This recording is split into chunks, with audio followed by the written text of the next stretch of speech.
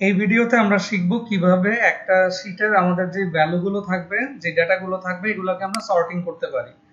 Sorting value অনুযায়ী করা যায়, সর্টিং কালার অনুযায়ীও করা যায়। ফার্স্ট অফ অল আমরা ভ্যালু অনুযায়ী করি। যেমন আমাদের এখানের এই শীটে প্রথম কলামে আছে সেলস পারসনদের নেম, সেকেন্ড কলামে আমাদের আছে লোকেশন এবং থার্ড কলামে আছে ফিডব্যাক। এখন আমরা এই শীটে দেখতে পাচ্ছি যে আমাদের কোন কোন সেলসম্যান ঢাকা রিজিয়নে থাকে। তো প্রথমে যদি আমরা শুধুমাত্র ঢাকা রিজিয়নে যারা থাকে তাদেরকে সর্টিং করতে চাই, আমাদেরকে যেটা করতে হবে, আমরা দুইভাবে সর্টিং করতে পারি।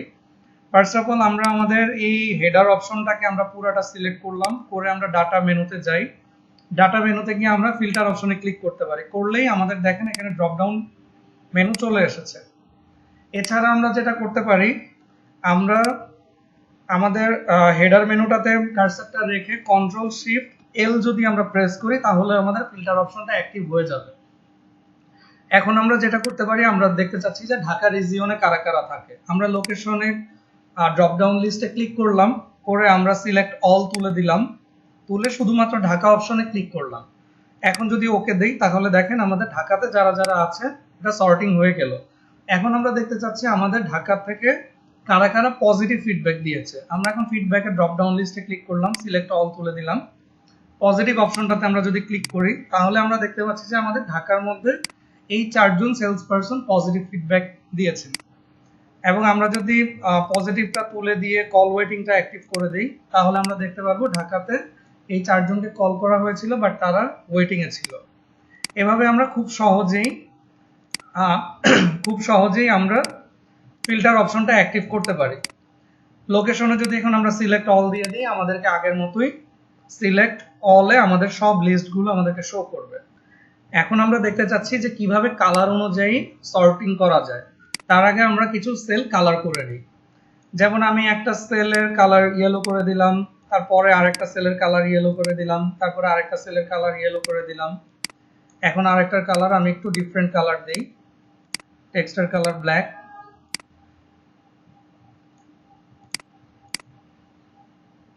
আমি লিস্টের নিচের দিকেও কিছু সেলের কালার চেঞ্জ করে দেই, তাহলে আমাদের জন্য বুঝতে সুবিধা হবে।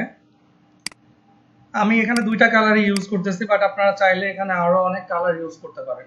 এখন আমি চাচ্ছি আমার যেই সেলগুলো ইয়েলো কালার করা আছে আমি তাদেরকে সর্টিং করে উপরের দিকে নিয়ে আসবো।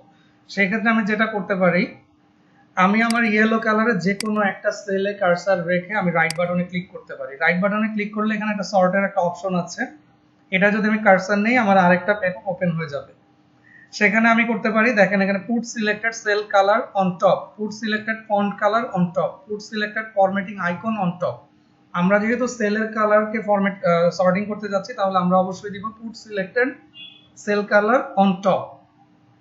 এই অপশনটা যদি আমরা ক্লিক করি তাহলে দেখেন আমাদের ইয়েলো কালারের যে অপশনটা ছিল সেটা উপরে চলে এসেছে। এই কালারটা আসে নাই কারণ এটা ইয়েলো কালার না, এটা অন্য একটা কালার, আমি ভুলে ক্লিক করেছিলাম। এখন যদি আমি ব্লু কালার গুলাকে টপে আনতে চাই তাহলে আমি ব্লু কালারের উপরে কার্সার রেখে সর্টিং এ যাই, put selected sell colour on top. দেখেন আমাদের ব্লু কালারের যা ছিল সব উপরে চলে এসেছে। আমরা এই সর্টিংটা আমরা আগের মতো ফিল্টার অপশনে গিয়েও করতে পারি। আমরা চাইলে এখানে আমাদের ড্রপ ডাউন আইকনে গিয়েও করতে পারি, ফিল্টার বাই কালার। এখানে যদি আমি ইয়েলো কালার দিই ইয়েলো কালার উপরে চলে আসবে। এটা ফিল্টার করে ফেলেছি আমি।